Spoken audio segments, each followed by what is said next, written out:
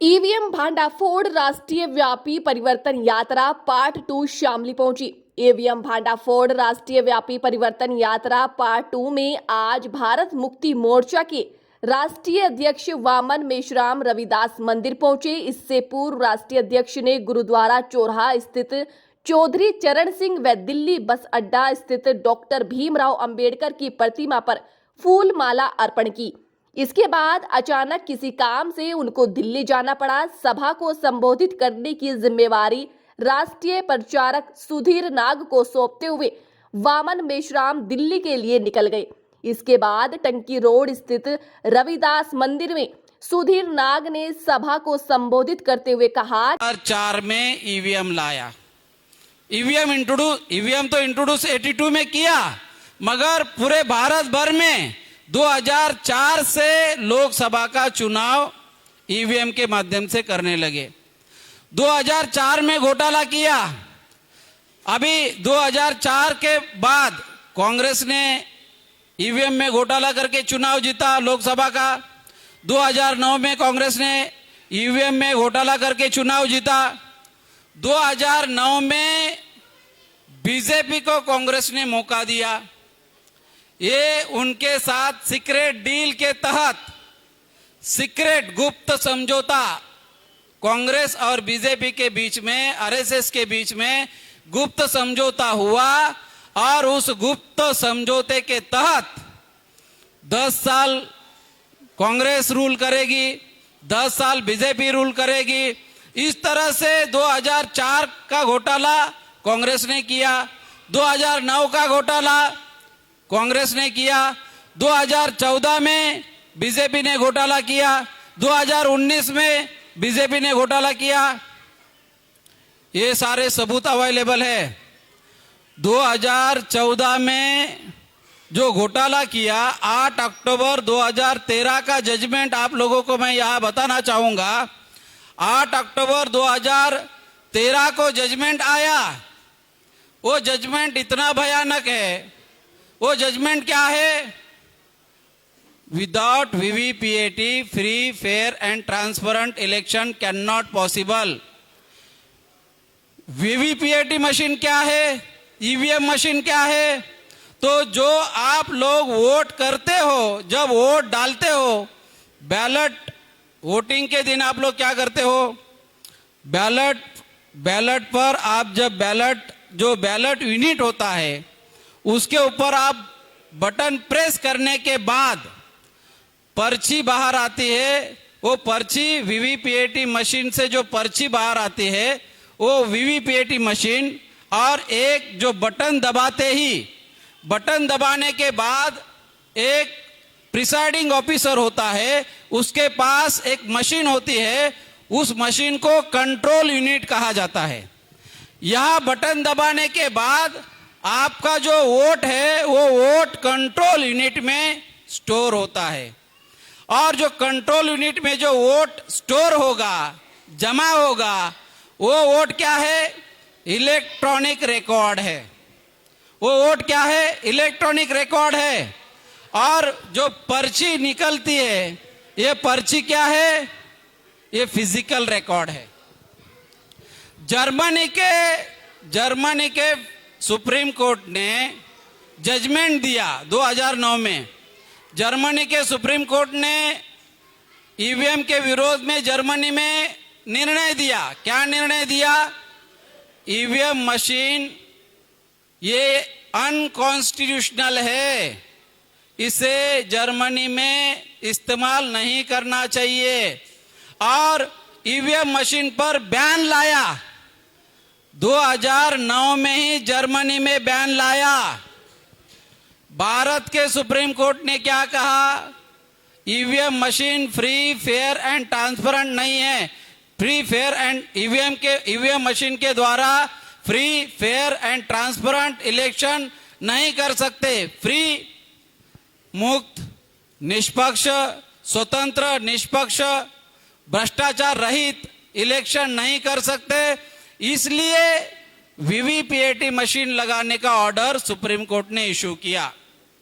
Supreme court ने जो order issue किया, उस ऑर्डर का भारत का जो ब्राह्मण बनिया मीडिया है, उस मीडिया के माध्यम से पब्लिक को इलेक्ट्रॉनिक मीडिया है, प्रिंट मीडिया है, अखबार है, इस मीडिया के माध्यम से, प्रचार मीडिया के माध्यम से ये जो जजमेंट है 8 अक्टूबर 2013 का जो जजमेंट है, ये जजमेंट क्या है, इस जजमेंट के बारे में लोगों को इन्फॉर्म करना चाहिए था, मगर इसके बारे में आवाम को, पब्लिक को, लार्ज स्केल क्राउड को इसके बारे में कभी किसी मीडिया ने जानकारी नहीं दी। और ये जानकारी हम लोग इसलिए दे रहे हैं कि इलेक्शन कमीशन जो चुनाव आयोग है, चुनाव आयोग किस तरह से बदमाशी कर रहा है। 2014 में वीवीपीएटी मशीन, कितना मशीन लगाया? 0.33%। 2014 में इलेक्शन कमीशन के द्वारा 0.33% वीवीपीएटी मशीन लगाया। मतलब ईवीएम मशीन जो है ये चोरी करने वाली मशीन है, वोटों की चोरी करने वाली मशीन। वीवीपीएटी मशीन क्या है? वोटों की चोरी पकड़ने वाली मशीन। अभी सुप्रीम कोर्ट एक संवैधानिक संस्था है, संवैधानिक संस्था ने दूसरे संवैधानिक संस्था को ऑर्डर इशू किया कि ये वीवीपीएटी मशीन लगाना जरूरी है, मगर इलेक्शन कमीशन, चुनाव आयोग ने कितना वीवीपीएटी मशीन लगाया? 0.33%। मतलब 99.67% लगाया ही नहीं, घोटाला हुआ। अभी घोटाला, दूसरी बात क्या है? 9,03,000 ईवीएम मशीन को लगाया गया था, वो पुरानी मशीनें थी, वो ओल्ड मशीनें थी, अपग्रेडेड मशीनें नहीं थी, पुरानी मशीनें थी। और मशीनों को लगाने के बाद इलेक्शन के 1 महीने के बाद, इलेक्शन के रिजल्ट के 1 महीने के बाद, चुनाव नतीजे के 1 महीने के बाद 9,03,000 ईवीएम मशीन को कबाड़ घोषित किया। आपको इलेक्शन कमीशन, जो चुनाव आयोग है, आदरणीय वामन मेश्राम साहब ये बोलते हैं हमेशा, ईवीएम मशीन चोर है, चुनाव आयोग चोरों का सरदार है। चुनाव आयोग चोरों का सरदार किस तरह से है? चुनाव आयोग बदमाशी क्यों कर रहा है? चुनाव आयोग देशद्रोही गतिविधि में क्यों शामिल है? चुनाव आयोग के द्वारा हमारे लोगों के वोटों की चोरी किस तरह से हो रही है, और इसका फायदा केवल बीजेपी और कांग्रेस यानी कि शासक जातियों को इसका फायदा हो रहा है। तो आपको 2014 के बारे में मैंने बताया। 2014 में बीजेपी चुनकर आई, बीजेपी ने घोटाला किया। लोकसभा के चुनाव में बीजेपी ने घोटाला किया और धोखाधड़ी से, धांधली करके चुनाव जीता।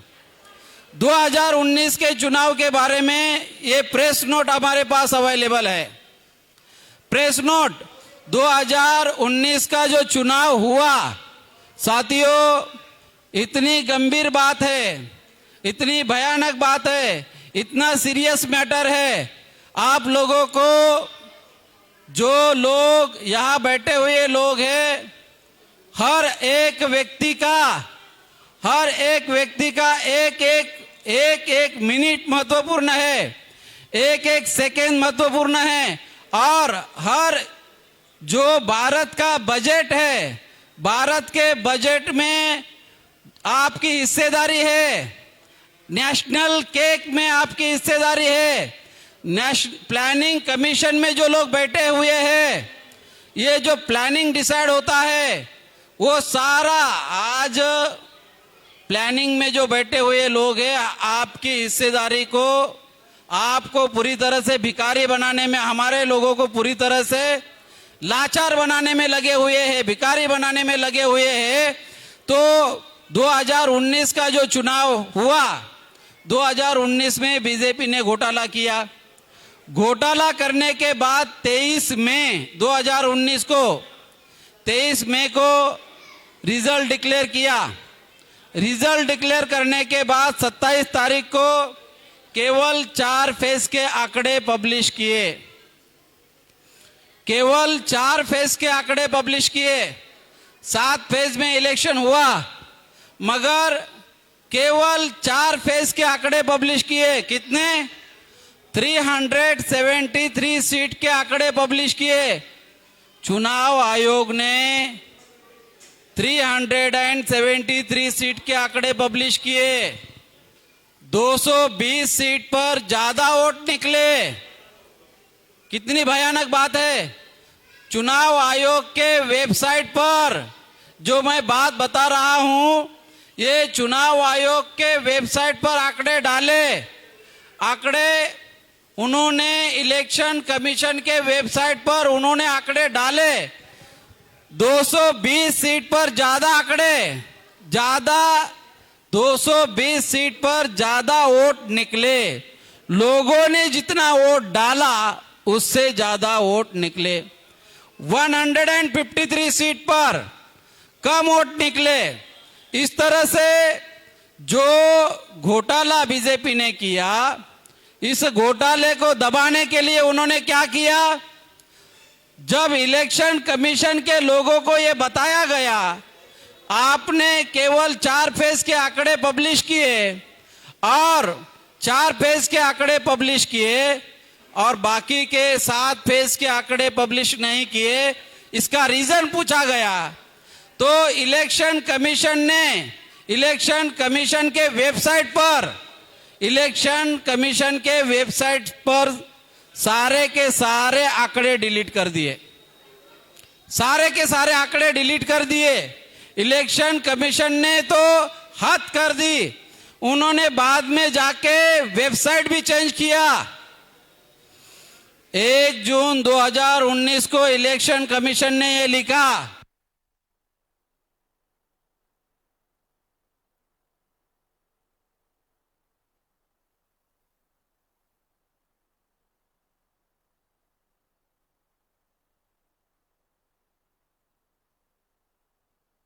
पब्लिश कर रहे हैं, ये प्रोविजनल आंकड़े हैं।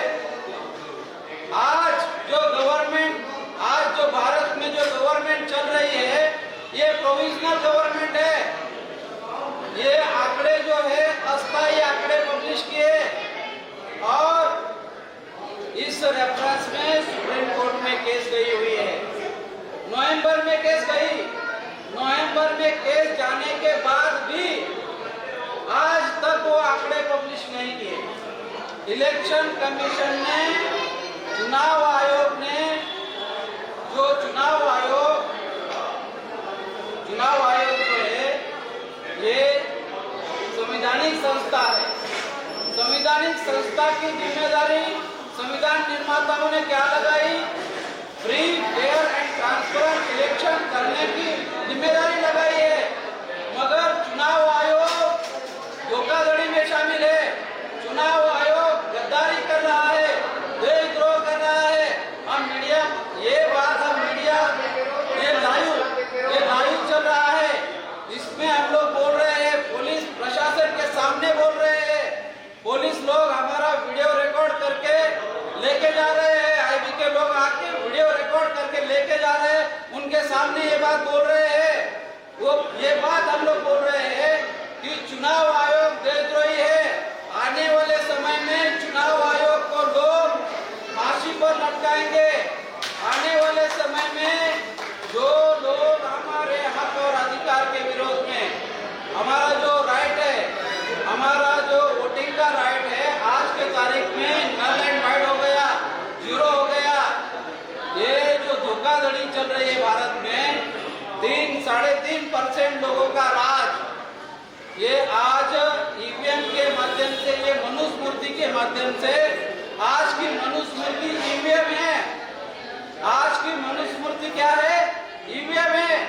तो आज ये मनुस्मृति के माध्यम से, ईवीएम के माध्यम से ब्राह्मणों ने सारा जुडिशरी, मीडिया, पार्लियामेंट, एडमिनिस्ट्रेशन पर अपना कब्जा बरकरार रखा है।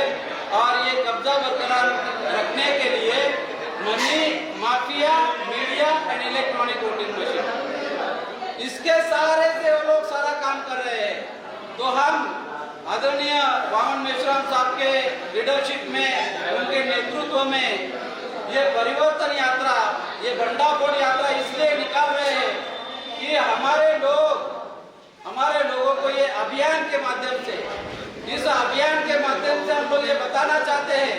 दूसरी सबसे महत्वपूर्ण बात ये है साथियों, 4 महीने में इलेक्शन कमीशन ने जो वीवीपीएटी स्लिप्स है, रिसीट है, पर्चियां है, 4 महीने में सारी की सारी पर्चियां डिस्ट्रॉय की, जला दी, नष्ट कर दी। जबकि 1 साल रखने का प्रोविजन है। ये सारी धोखाधड़ी